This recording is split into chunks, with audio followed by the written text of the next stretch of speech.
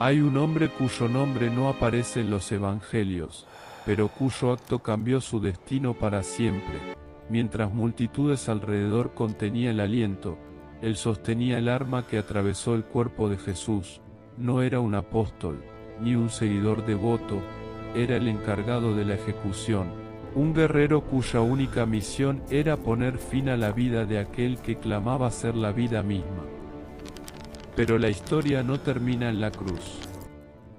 ¿Cómo es que un soldado romano, un centurión, terminó entregando su propia vida? Quédate hasta el final, porque el destino de este soldado, su lucha contra la conspiración y su sacrificio final, es mucho más sorprendente que el milagro de sus ojos. Prepárate para descubrir cómo el hombre que atravesó el corazón de Dios, terminó viviendo dentro de él. La tradición y la leyenda áurea han rescatado del olvido un nombre que resuena con fuerza: Cayo Casio Longinos. Longinos era un centurión de la legión, un veterano curtido en 1000 batallas, un hombre que había escalado los rangos del ejército más poderoso del mundo a base de disciplina y hierro romano. Aquel fatídico viernes, Longinos se encontraba en el Gólgota por órdenes directas de Poncio Pilato, como oficial de guardia. Sobre sus hombros recaía la responsabilidad de que la justicia imperial se cumpliera sin errores. Él no solo observaba, él comandaba al grupo de soldados, en el monte de la Calavera. Bajo el sol, su mirada cansada solo buscaba la ejecución del rey de los judíos. La escena en la cima del monte es estremecedora. Para los romanos, la agonía debe ser eficiente.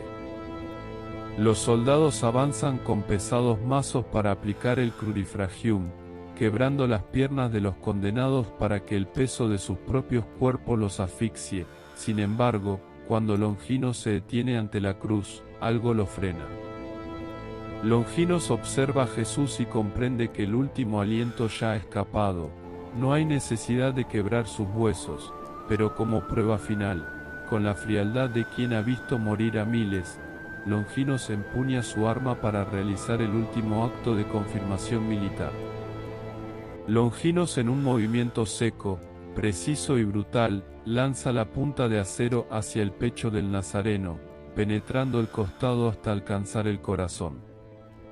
Pero lo que brota de la herida es sangre y agua. Un chorro cristalino que corta el aire viciado del Gólgota es el manantial de vida surgiendo del lugar más improbable, el cuerpo inerte de Dios.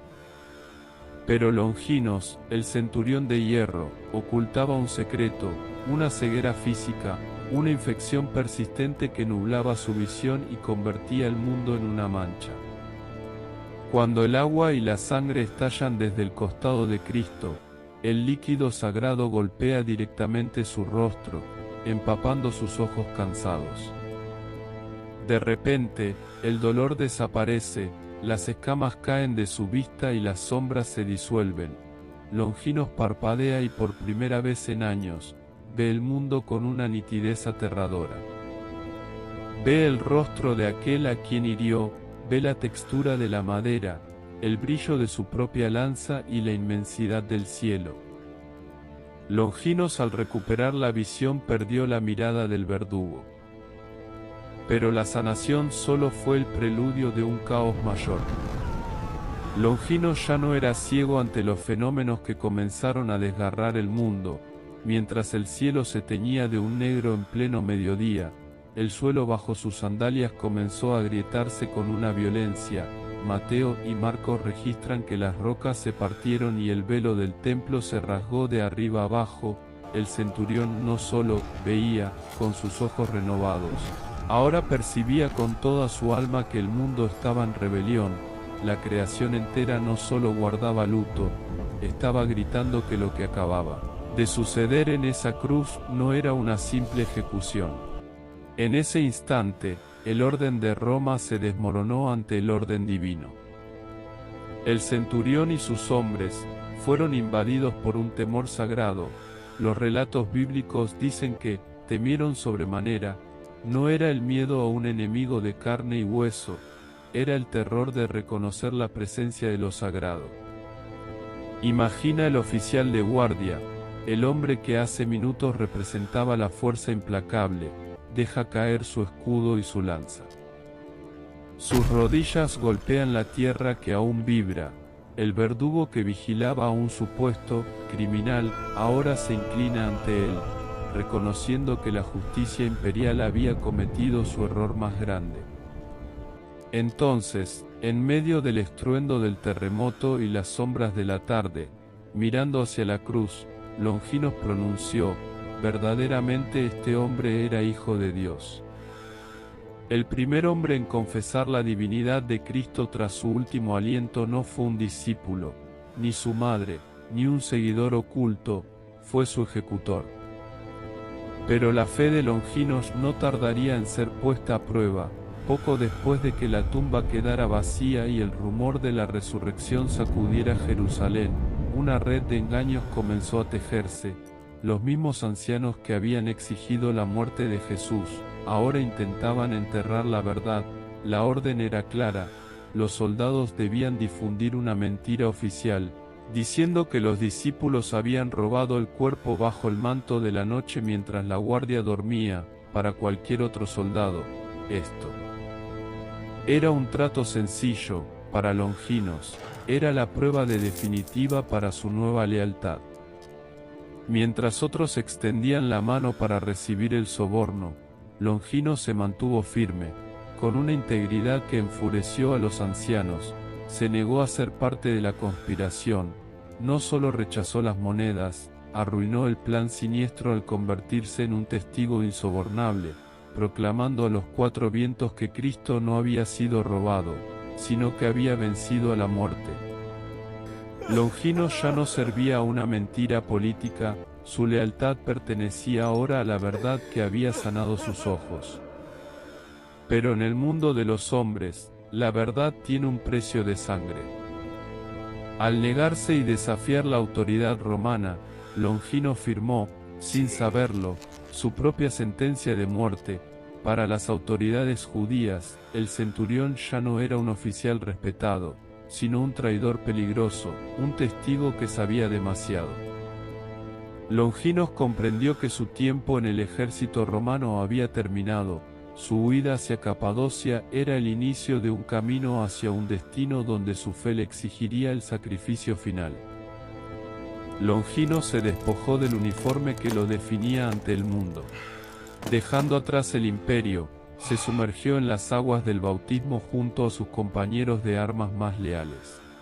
Con el corazón ligero pero el espíritu firme, emprendió el viaje hacia las lejanas tierras de Capadocia. Al llegar a la antigua finca de su padre, el guerrero se convirtió en místico. En el silencio de las montañas, Longinos estaba intensidad de la oración y el rigor del ayuno.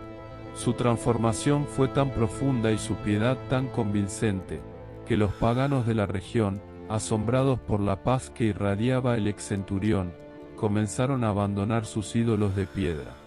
Pero la paz en las montañas era solo el preludio de una tormenta final.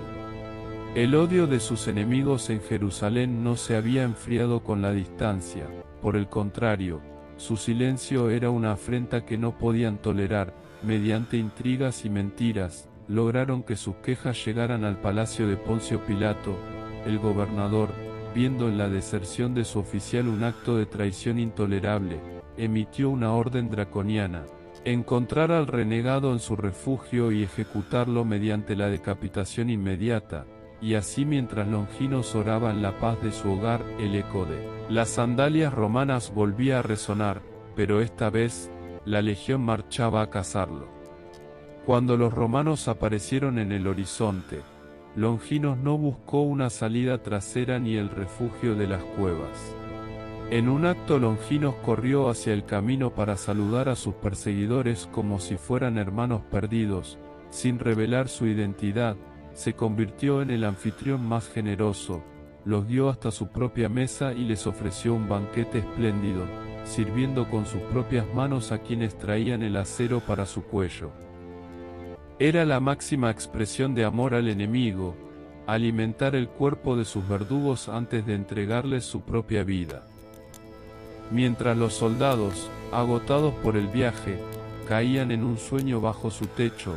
Longinos comenzó su verdadera batalla. Pasó toda la noche en una oración profunda.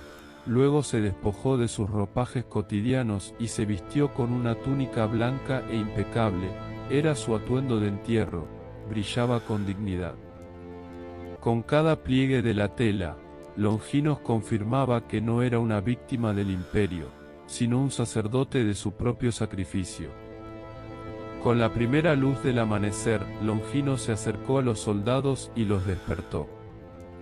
Mirándolos a los ojos, pronunció las palabras que terminaron con el misterio: yo soy Longinos, el hombre que buscan. Los romanos, mortificados y horrorizados por la nobleza de aquel hombre que los había cuidado como a hijos, perdieron por completo su temple militar. ¿Cómo podían decapitar al hombre que les había dado pan y refugio? Ante sus protestas y sus manos temblorosas sobre las espadas, fue el mismo Longinos quien asumió el mando por última vez. Con la autoridad de quien ya no teme a la muerte, les ordenó cumplir con su deber, recordándoles que su vida no les pertenecía a ellos, sino al Dios que lo esperaba. Longinos y sus dos leales compañeros de armas, fueron conducidos bajo guardia hacia el lugar del suplicio, el pelotón de ejecución, compuesto por antiguos camaradas que suspiraban de tristeza ante la nobleza de su víctima, cumplió la orden. Bajo el sol implacable, el acero descendió. La decapitación no fue el fin, sino el cumplimiento de una misión sagrada. El centurión que hirió a Cristo, ahora entregaba su propia cabeza por él. Pero el odio de los hombres no se sació con la muerte. En un último acto de crueldad, la cabeza de Longinos fue presentada ante Poncio Pilato, quien la entregó a los ancianos, buscando la humillación final y el olvido eterno. Sus enemigos la arrojaron a un vertedero de estiércol y basura fuera de las murallas de la ciudad. Querían que su memoria se pudriera entre los desechos del mundo, borrando cualquier rastro del soldado que se atrevió a proclamar la verdad. Para el imperio y el Sanedrín, aquel montón de inmundicia era el fin de una molestia; para Longinos, era el altar de su sacrificio. Parecía un final infame para un guerrero sin tumba, sin honores y rodeado de desprecio, pero lo que sus verdugos ignoraban es que de la sangre derramada en el estiércol estaba germinando una leyenda inmortal. El mundo creyó que lo había borrado, pero el Dios al que Longinos sirvió hasta su último aliento no permitiría que sus restos quedaran en el olvido. El testimonio de Longinos se negaba a ser enterrado. Años después de su ejecución, una mujer sumida en la ceguera que peregrinaba a Jerusalén para orar en los lugares santos, experimentó un encuentro. En la quietud de su noche, San Longinos se le apareció en sueños. El mártir le reveló el secreto que el mundo había intentado ocultar: su cabeza no estaba perdida, sino esperando en el lugar más humilde y despreciado de la ciudad. Él le dio instrucciones precisas para encontrar sus restos en aquel vertedero de oprobio, pidiéndole solo una cosa: una sepultura digna. Guiada por la fe, la mujer llegó hasta el montón de estiércol fuera de las murallas. Allí, entre los desechos y la podredumbre, sus manos buscaron con reverencia hasta que tocaron el frío contacto de la reliquia sagrada.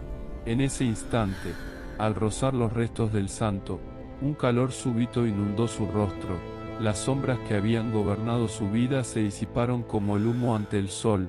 Sus ojos se abrieron a la luz por primera vez en aquel basurero, confirmando que la santidad de Longinos era capaz de vencer cualquier inmundicia del mundo. El soldado que una vez recuperó la vista en el Gólgota, ahora devolvía la visión a los humildes desde el polvo.